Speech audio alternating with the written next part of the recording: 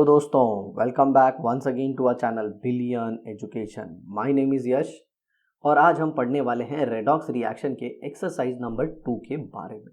But before starting the video I would like to tell you कि हमने अपने 12th standard का almost 95 to 99% syllabus chemistry का ख़त्म कर दिया है, तो आप उसका पूरा प्रिपरेशन हमारे इस चैनल बिलियन एजुकेशन से कर सकते हैं। साथ ही साथ मैं आपको बताना चाहूँगा कि हमने बहुत सारे आर्ट्स के सब्जेक्ट भी कंप्लीट करके रखे हैं, तो नोट्स रिलेटेड और वीडियो रिलेटेड जो भी डिटेल्स चाहिए या कोई क्वेरी है तो उसके लिए आप हमारा Telegram channel billion education join कर सकते हैं। तो चलिए दोस्तों शुरू करते हैं।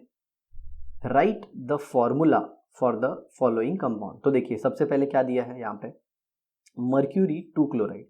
तो मर्क्यूरी क्या होता है, Hg+2। ठीक है, ये 2 दिया है, इसके लिए +2 लिया।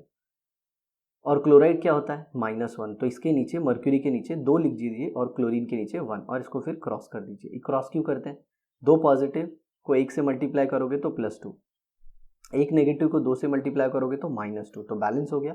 तो ये आ जाएगा HgCl2। तो आपका इसका फॉर्मूला हो गया HgCl2।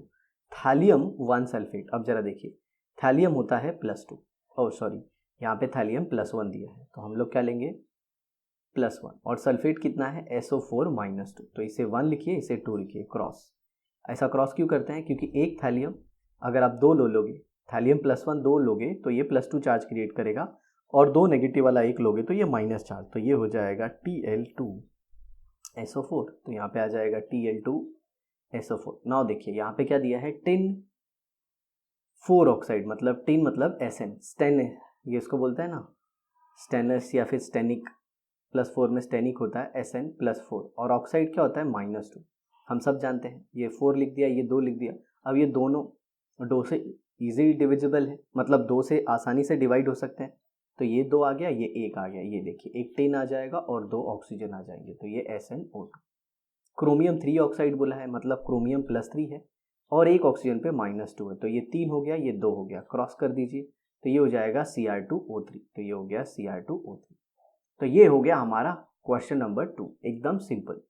ठीक है, चलिए आगे देखते हैं। Answer the following questions. In which following reaction does carbon exhibit variation of oxidation state from -4 to +4।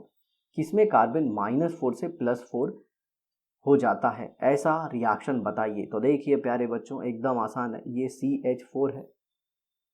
CH4 आप सब जानते हैं, जिसे हम लोग कहते हैं मीथेन। उसे रिएक्ट कर दीजिए ऑक्सीजन के साथ, तो आपको मिल जाएगा CO2 + H2O। Okay, CO2 + H2O। तो यहाँ पे CO2 कितना आएगा, बैलेंस करते हैं, हाइड्रोजन को बैलेंस कर लेते हैं, तो ये 2 हो गया। तो ऑक्सीजन कितने हो गए, 2 और 2 4। ये देखिए हो गया balance reaction, 4 hydrogen left side में, 4 हाइड्रोजन राइट साइड में, 4 हाइड्रोजन ऑक्सीजन, अरे सॉरी 4 ऑक्सीजन लेफ्ट में, और ये 2 और ये 2।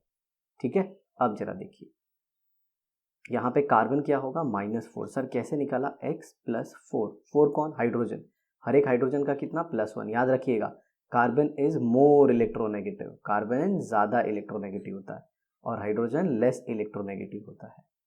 तो हाइड्रोजन का इलेक्ट्रॉन कौन खींच लेता है, कार्बन। तो X ये 0 हो जाएगा, X = -4, कार्बन क्या हो जाएगा, -4। ठीक है, अब यहाँ पे देखिए कार्बन = व्हाट, +4। कैसे, X+2 इंटू हर एक ऑक्सीजन का -2, टोटल इज 0। तो ये क्या हो जाएगा, X = +4, X क्या हो जाएगा, +4 हो जाएगा। आया समझ में। अब जरा देखिए आगे आगे आगे देखिए, तो यहाँ पे हो गया -4 और ये हो गया +4। तो देखिए चेंज क्या हो गया, -4 से +4। अभी किसी को डाउट आ रहा है कि सर आपने ऑक्सीजन का यहाँ पे -2 क्यों लिया, तो मैं आपको बता दूं ऑक्सीजन ज़्यादा इलेक्ट्रोनेगेटिव होता है कार्बन के कंपेयर में, तो वो कार्बन के इलेक्ट्रॉन को अपनी तरफ खींच लेता है, इसे समझा। तो कार्बन के 4 इलेक्ट्रॉन दूर गए, इसीलिए +4। और यहाँ पे अगर मीथेन की आप बात करो मेरे दोस्त, तो मीथेन के 4 इलेक्ट्रॉन जो है वो कौन खींच लेता है, मतलब हाइड्रोजन के 4 इलेक्ट्रॉन को कार्बन अपनी तरफ खींच लेता है, तो कार्बन हो जाता है -4। मगज में आए क्या, समझ में आए क्या, हाँ सर समझ में आया। चलो आगे देखते हैं अपन वीडियो लोग। In which reaction does nitrogen exhibit variation of oxidation state from -3 to +5? -3 से +5 किस रिएक्शन में वो जाता है। ओके, तो ऐसा रिएक्शन जिसमें अमोनिया को आप HNO3 में कन्वर्ट कर दो। चलिए वो रिएक्शन मैं बता देता हूँ आपको। ऐसा रिएक्शन जिसमें अमोनिया का आप ऑक्सीडेशन कर दो, विगरस ऑक्सीडेशन, और आपको मिल जाएगा N2O5 और यहाँ पे 2 अमोनिया। ठीक है, अब जरा देखिए यहाँ पे बैलेंस किया है मैंने जस्ट, ओके, नो डाउट इसमें वाटर भी आएगा। तो यहाँ पे देखिए नाइट्रोजन का कितना हो जाएगा -3। कैसे, ये देखो, ये नाइट्रोजन के ऊपर लोन पेयर, ये नाइट्रोजन के साथ 3 हाइड्रोजन अटैच है, और नो डाउट नाइट्रोजन ज़्यादा इलेक्ट्रोनेगेटिव होता है, तो वो हाइड्रोजन के इलेक्ट्रॉन को अपनी तरफ खींचेगा। तो नाइट्रोजन ने कितने इलेक्ट्रॉन खींचे, 3, तो -3।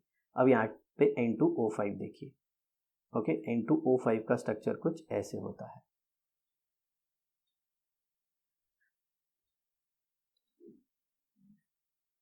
ओके, अब नाइट्रोजन के कितने इलेक्ट्रॉन से दूर जा रहे हैं, ये देखो 1, 2, ये कोऑर्डिनेट कोवेलेंट बॉन्ड है, 3, 4 और ये 5। तो ये नाइट्रोजन +5 और ये नाइट्रोजन भी +5, और यहाँ पे 2 था, तो -3 से +5 चला गया। इसे कहेंगे oxidation of ammonia. Okay, excessive oxidation of ammonia.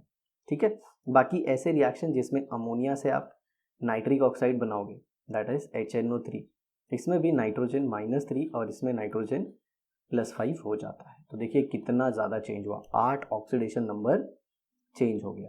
ठीक है, अब यहाँ पे देखिए सिंपल क्वेश्चन है, calculate the oxidation number of underlined atom H2SO4, HNO3, H3PO3। चलिए इसको लेते हैं।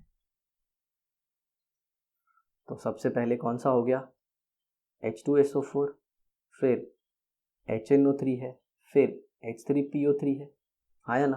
तो सल्फर को हम ले लेंगे X, जिसका भी ढूंढना होता है उसको X लेते हैं। अब 2 हाइड्रोजन, हर एक हाइड्रोजन का कितना, +1 प्लस X, प्लस 4 ऑक्सीजन, हर एक ऑक्सीजन का -2, और ये ओवरऑल न्यूट्रल मॉलिक्यूल है, यहाँ पे चार्ज 0, तो ये भी 0। अब जरा देखिए, तो 2 + X - 8 = 0, X - 6 = 0, X = +6। ओके, तो सल्फर +6 आएगा। नाइट्रोजन X ले लीजिए, हाइड्रोजन 1 है और हर एक हाइड्रोजन का +1 प्लस X। सर हाइड्रोजन का +1 क्यों लेते हैं, जब हाइड्रोजन ज़्यादा इलेक्ट्रोनेगेटिव एलिमेंट से अटैच होता है तो उसका +1 ही लेते हैं। +3, हर एक ऑक्सीजन का -2, ये भी एक न्यूट्रल कंपाउंड है, तो 0। सो X - 6 + 1, ये +1 = 0, X = +5। आसान है।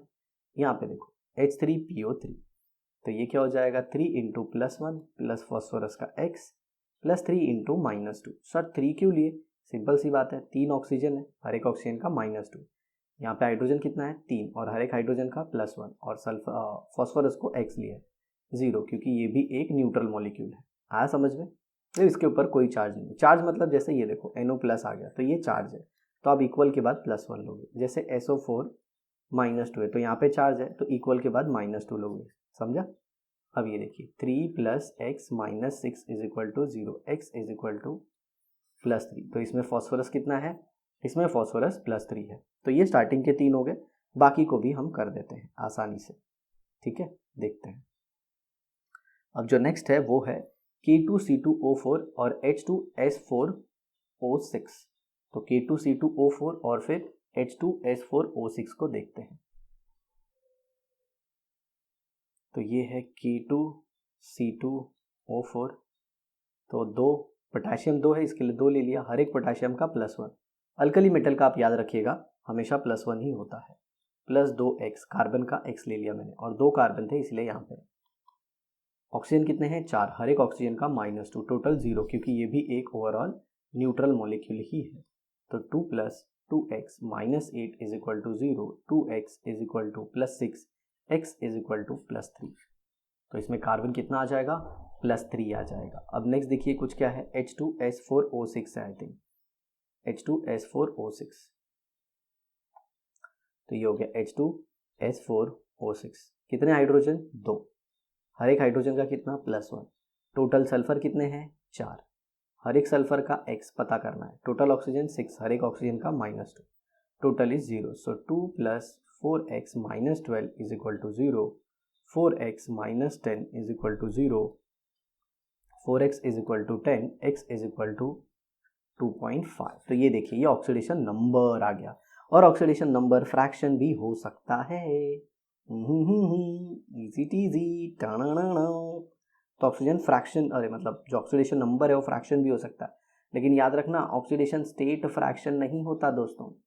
Oxidation state can never be fraction. चलिए इसका स्ट्रक्चर भी मैं आपको बता देता हूँ H2S4O6 का।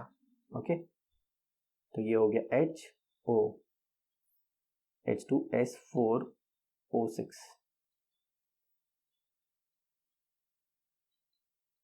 ये देखिए, तो आपके H कितने हो गए? दो दो दो दो। ऑक्सीजन कितने हो गए?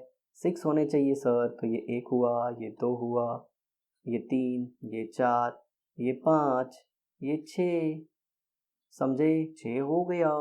आगे देखो, नेक्स्ट है Cr2O7 2 माइनस और NaH2 सोडियम हाइपोफॉस्फाइड।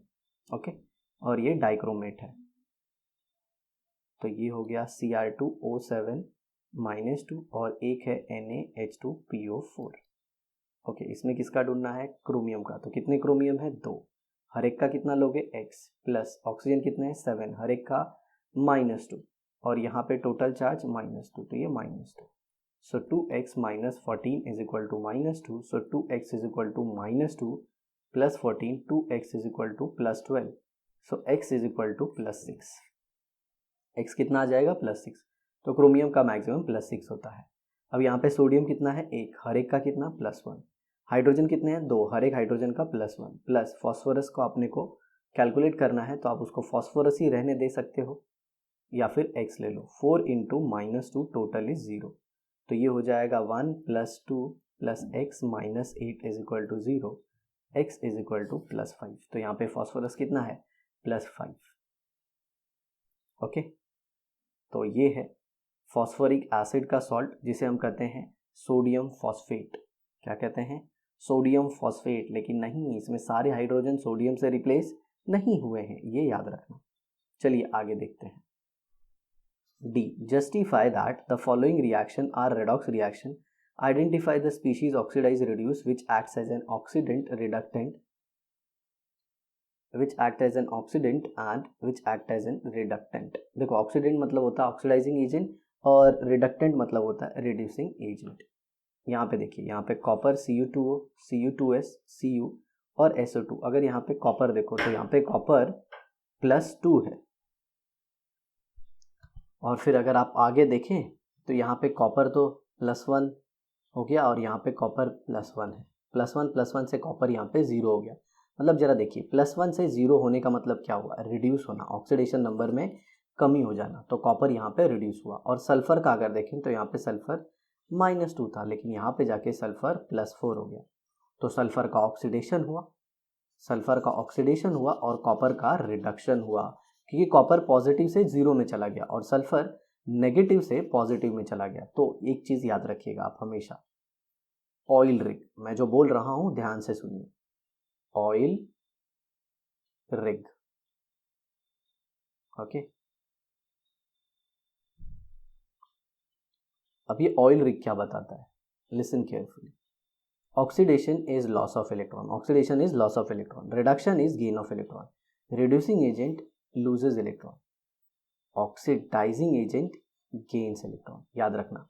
और ऑक्सीडाइजिंग एजेंट खुद क्या हो जाता है? रिड्यूस। और रिड्यूसिंग एजेंट खुद क्या हो जाता है? ऑक्सीडाइज्ड। समझ में आया?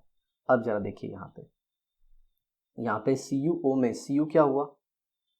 Cu क्या हो गया इसमें Cu रिड्यूस हो गया। ओके, तो ये ऑक्सीडाइजिंग एजेंट है। और इसमें सल्फर क्या हो गया? ऑक्सीडाइज हो गया। सल्फर क्या हो गया? ऑक्सीडाइज हो गया। तो ये रिड्यूसिंग एजेंट है या फिर रिडक्टेंट है। समझ में आया? And it is a redox reaction. याद आया? तो Cu2O is oxidant and Cu2S is reductant। अब यहाँ पे HFOH- gives H2O और F-, तो यहाँ पे F का -1 है, यहाँ पे भी F-1 है। यहाँ पे ऑक्सीजन, ये कोई रेडॉक्स रिएक्शन नहीं है। समझ में? मतलब यहाँ पे कोई ऑक्सीडेशन नंबर का ऐसा चेंज नहीं हुआ। यहाँ पे देखिए आयोडीन 0 है और यहाँ पे आयोडीन का क्या हो गया? -1। मतलब आयोडीन क्या हुआ? रिड्यूस। उसके ऑक्सीडेशन नंबर में कमी हो गई। पहले 1 था, उससे भी कम हो गया। और कम हो गया मतलब वो क्या है? कम हो गया उसका मतलब क्या है?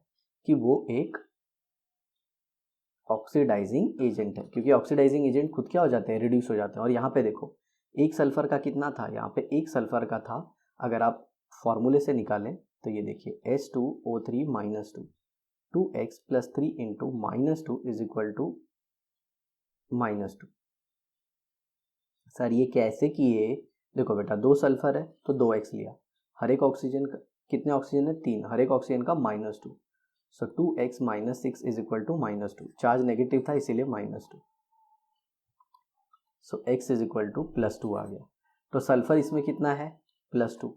अब जरा देखिए प्लस 2 से वो कैसे चेंज हो रहा है, प्लस 2 से S4O6 माइनस 2 चला गया, S4O6 माइनस 2 चला गया, मतलब अगर इसमें निकालेंगे तो 4x, सर 4 क्यों लिए, क्योंकि 4 सल्फर है और 6 ऑक्सीजन है, हर एक ऑक्सीजन का माइनस 2, टोटल इज माइनस 2, ये टोटल इधर लिखा है। So 4x minus 12 is equal to minus 2, 4x is equal to 12, x is equal to 12 by 4, ये आ गया 3। ओके ऐसा, मेरे ख्याल से कुछ तो गड़बड़ है, ये 4x यहाँ पे जाएगा तो ये 10 हो जाएगा, ये सो ये हो जाएगा 2.5। तो देखिए कैसे सल्फर 2 से 2.5 हुआ, मतलब ये ऑक्सीडाइज हो गया। और ऑक्सीडाइज कौन होता है, रिड्यूसिंग एजेंट, तो ये है रिड्यूसिंग एजेंट या फिर रिडक्टेंट, और आयोडीन क्या है, ऑक्सीडेंट। आ गया समझ में। अब इसमें जो ई है, ई वाला जो सेक्शन है उसके आगे के जो भी है इसे हम करेंगे अपनी नेक्स्ट क्लास में, ठीक है। वीडियो ज़्यादा लंबे हो जाने की वजह से बच्चे कमेंट बॉक्स में लिखते हैं, इसीलिए हम उनका भी ध्यान रखते हैं और ज़्यादा लंबी वीडियो बनाने की कोशिश नहीं करते। तो आई होप दोस्तों आपको ये सब कुछ बहुत अच्छे समझ में आया होगा, बस इसे शेयर कर दीजिए अपने दोस्तों के साथ। आपकी जो भी क्वेरी है या फिर जो भी नोट्स चाहिए तो आप उसके लिए हमारा टेलीग्राम चैनल ज्वाइन कर सकते हैं, बिलियन एजुकेशन। तो मिलते हैं आपसे नेक्स्ट क्लास में, बाय।